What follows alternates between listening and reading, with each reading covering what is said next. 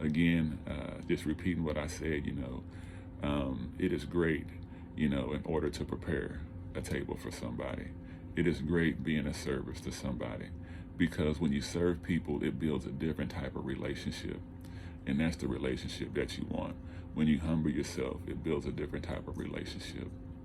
And that's what we want. And that's really what the theme of the Bible is. It's all about love, loving your neighbor, right, as yourself, loving God. It's all about a sense of humbling yourself. If to love your neighbor, you have to humble yourself, because not all neighbors act the same. And just because you get along with one neighbor easily might not mean you get along with the other neighbor. And so even that neighbor, you have to humble yourself in order to build that relationship. I would say, I'll even start there, even trying that, just seeing how much that you can be a servant to somebody. See what you can do to help somebody else out. And I promise you, you get a different outlook.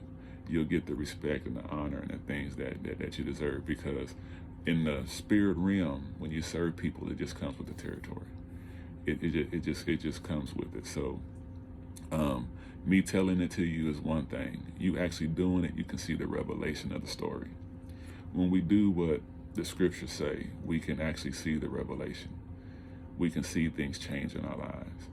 And what that does, it provides conviction in the heart, which actually, where you'll know that this is truth. And that's where faith comes in at. Faith is evidence of things that's unseen, but it's still evidence. You know what I mean? You don't see the evidence that I have, but I have a conviction in my heart that's evidence of things that are unseen. And even though you might not see how this might work, right? But if you do it, you will get that evidence. You'll get that evidence unseen. You'll get that conviction in your heart in order to make those changes. And in verse 28, it says, "But you, which are the students, which are the disciples, you are those who have continued with me in my trials. The ones you serve will continue with you in your trials."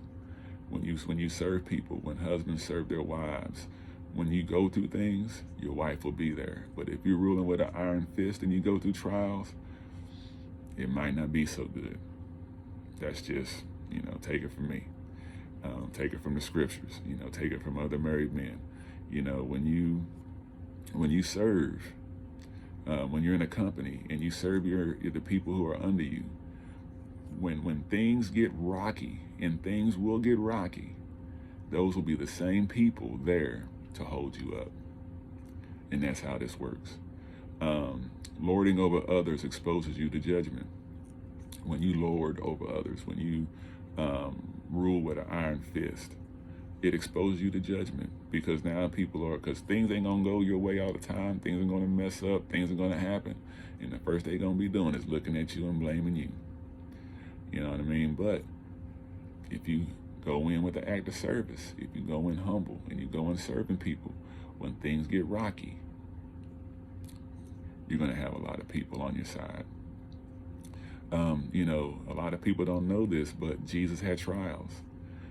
I don't know your view of Jesus, but what I think of is that when we read the Bible sometimes, we see Jesus, because we see the whole story. But when Jesus was living this, the story wasn't written yet. And so this was a human being, just like you're a human being, who had a spirit inside of him, just like you have a spirit inside of us. How we have spirit inside of us. How we're spirit individuals. We're spirit beings having a human experience. And he was the same way. He felt what you felt. He went through things like you've been through things. We are all one and the same. He was just in a different time zone. You know what I mean? Right now you're here today. He was there back then. Different flesh, same spirit. Different experience. Different things that we go through. And so he had trials. And his students continued with him because of the way he served them. And if you want people to be with you through your trials, sometimes when we're in trials we feel alone, but If you serve people, when you go through, they'll be there for you. And I was looking up,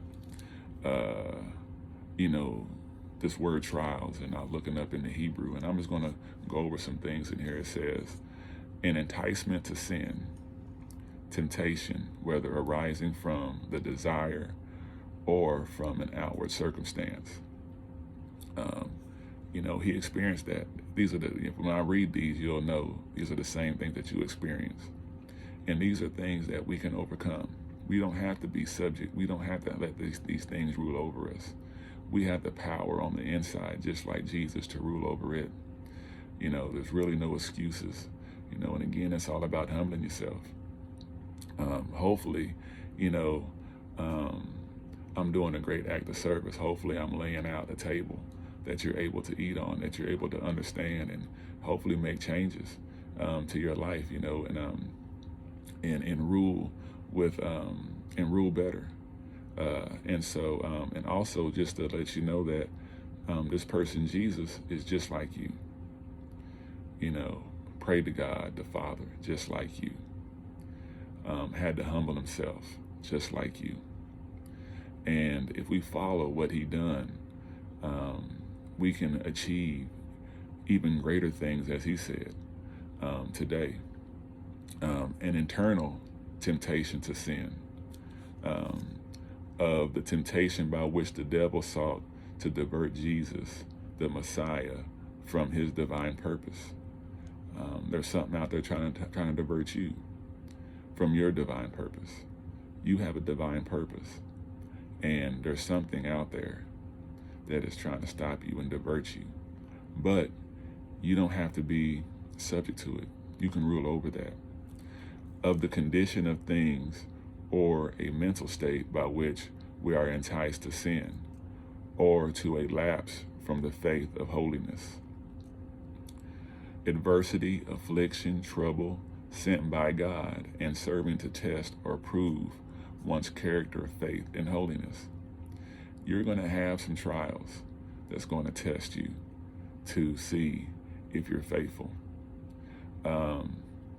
In the Army, I think it's called boot camp. I might be wrong about this. Let me know if I am. But they actually set up tests, things that you have to go through, right? To test and see if you who are you say you are. And so, and God's no different. There's going to be things that come up to see if you're loyal, to see if you can make it. But it's to make you stronger. It's to build you up, just like the military and the things and the obstacles that they have them go through, because it's just to test them. Because there's other stuff going on out here. There's bigger things going on out here. You know, just like in the military, there's war going on out there, and boot camp helps train people for that purpose, for war, to get their minds right. And God has obstacles in life to get your mind right, because there's bigger things out here. There's other people that had to be reached, other people had to be touched, and you can be useful for that. Temptation of God by men. You know, there's going to be people in your life, you know, even husbands, you know, your wife might say something, do something, just to see if you're going to be faithful, if you're going to serve, if you're going to respond, if you're going to choose to respond in a correct manner that you're supposed to. Are you going to humble yourself in order to get to the next level? And the weird thing about these trials is, if you fail the trial, if you fail the test, a lot of times you're going to have to repeat it. So sometimes it'll feel like Groundhog's Day, because it'll keep coming up and keep coming up, and things will start happening, and you'll be wondering what's going on. So as fathers in our household, we should give our children a gift. But let's go to verse 29. And I, which is the teacher, which is Jesus, bestow upon you a kingdom, a right to rule, just as my Father bestowed one upon me. Again, bestowed means to present a gift. Jesus was presenting a gift. Jesus presented a gift of rulership to each of his disciples, just as his Father presented him a gift of rulership. And rulership is a gift. It is something that has to be given. It's something that has to be shown. It is something that you have to receive. A gift is something that you have to be able to receive to enjoy the gift. And let me tell you that just like Jesus, I want to also present you with a gift. That's the reason why I like to make these videos, so I can talk and I can speak, and maybe I can give you a gift. And hopefully that you can receive that gift, that you have dominion in you. And you don't have to rule with an iron fist to be great. All you have to do is humble yourself and become of service to be great in any aspect of your life. You got to humble yourself. Even as children in school, when you got to study, you got to humble yourself. Who wants to study? Who wants to do that, right? But in order to be great in school, you got to humble yourself. You can't let your ego mess with you. Your ego will make you want to do all other things. And so, again, this is a gift. So here we can see that God the Father, just like you and me, bestowed a gift of rulership to him. And all he's doing is extending this gift to his disciples. Even in a family, we got to extend this gift to our children, to our grandchildren. We got to extend this gift to other people. As a father in our household, we should be giving our children a gift of rulership so they can encourage others. This is something that, that we should do. What if you didn't have a father in your life to do that? Well, you can get it right here. The gift of rulership starts with being a servant to everyone around you. That's how you get it done. And there might be some things that you might have to work through in your flesh, because your flesh is going to try to hinder you from doing that. And you're going to have tests, you're going to have trials, but it's to make you great. It's to take you to the next level. It's to give you a different experience. And so, again, the Bible all through it is about love. And this is the way, let us make man in our image. That is God speaking to his son, whoever that son is, whoever is in the likeness of God, whoever is begotten. If you look up the word begotten, or if you even look at it in Genesis, the ones that were begotten were the ones that identified with that father. They might have had many children, but there was one that was just like him. And you are just like your Father in heaven. You are begotten. You are chosen. Hear him in here. He chose you. And all you got to do is follow what he says do. And so in verse 30, it says that you may eat and drink at my table. That you, the students, you, the disciples, may eat and drink or get served at my table, right? At my banquet, in my kingdom. Even though you have a right to rule, it's up to you to make the table for other people can sit and eat and drink. It's up to you to build that relationship. And that's what it's all about. When you sit and eat and you drink with other people at your table, that's building a relationship. When you invite people in your home, and this is just in the physical sense, and you bring a company in, you prepare a table to build a relationship. Even in the family dynamic, relationships are built at the table with your children, with your wife, with your husband. That's where relationships are built, is by preparing the table. You prepare food, you sit down, you eat, you break bread, and everybody enjoys one another. And that's just basically what this is talking about. Because a kingdom is not an actual place, like an actual kingdom, but it's a kingdom that means the right to rule. And this body is your kingdom that you have total authority over, that you can lower and humble yourself to rule. This body is that kingdom, and you can rule. but you have to rule from a lower perspective. Because if we're spirit beings, right, that means that really the spirit inside of us is up here, because the spirit is eternal. It doesn't die. This flesh goes away, but it has to be humble. We have to be humble. I'm going to read this again. It says that you, the students, may eat and drink at my table in my kingdom and sit on thrones, judging the 12 tribes of Israel. Normally thrones have footstools, God is going to put your enemies like footstools up under your feet. And so when you have authority, when you have rulership over this flesh, it's like a footstool, in your kingdom, because you have it under control. You're sitting in a chair with a footstool. And in judging the 12 tribes of Israel, there's ways to look at that. And we'll talk about that. Jesus said, for who is greater, he who sits at the table or he who serves? It is not he who sits at the table. This shows that Jesus put his disciples in a great position because they eat at the table he prepared. And that's just like us. We have to be able to prepare the table. We have to be able to serve people.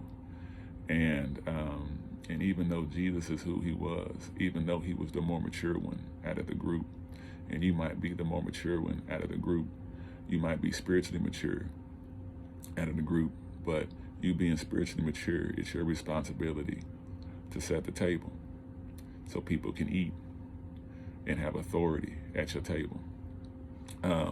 In judging, looking up that word means to separate, to pick out, to select, or to choose. When you have a favorite food, that is a judgment call. It is something that you are choosing over something else. So it's not a bad thing. It can be a bad thing. Judging can be a bad thing. But this judging is picking and choosing. You get a chance to, pick and choose who you want to give this gift to. The 12 tribes of Israel were considered the firstborn because God chose them. Even Israel, God chose, right? And that's just an example about how God chose you. You were chosen. God chose you for rulership. God chose you for dominion. He wanted to create you to be just like him. He wanted to make you in his image. And so that's what this is all about. It's not judging, as far as putting somebody else down, looking at what they're doing, because again, that would be opposite of being humble and showing humility. But this is just picking and choosing on who you're going to give this gift to. And you can do that. Hopefully you choose to give this gift to your wife. Hopefully you choose to give this gift to your husband. Hopefully you choose to give this gift to your children. Hopefully you choose to give this gift to your grandchildren. Just like Jesus chose his disciples, the firstborn, they can now do the same and choose who they will give the gift to. And that's just all that I'm saying, is that this is a gift. A gift is something that you don't have, right? A lot of people, because of the households that we're brought into, don't feel the sense of rulership. So we don't have it. And so it's a gift. And just like any gift, you have to be able to receive it in order to enjoy the benefits of it. And you got to be able to use it to enjoy the benefits of it. It even goes back, I think in Genesis chapter 4, verse 4, where it says, Abel also brought the firstborn of his flock and their fat. And the Lord respected Abel and his offering. And so God has always admired the firstborn. And so this will be the ending of this Bible study. And I hope you enjoyed it. I enjoyed talking about it. I enjoyed, speaking the things here in the scriptures and how I look at them, and hope that you can benefit off of that. Hopefully, I put it in a way that's understandable, that you can enjoy it. If you enjoyed this Bible study, there's another Bible study with Numbers chapter 21, verses 4 through 9. If you like this one, hopefully you'll like that one. Until next time, hey, may God continue to bless you, and thank you.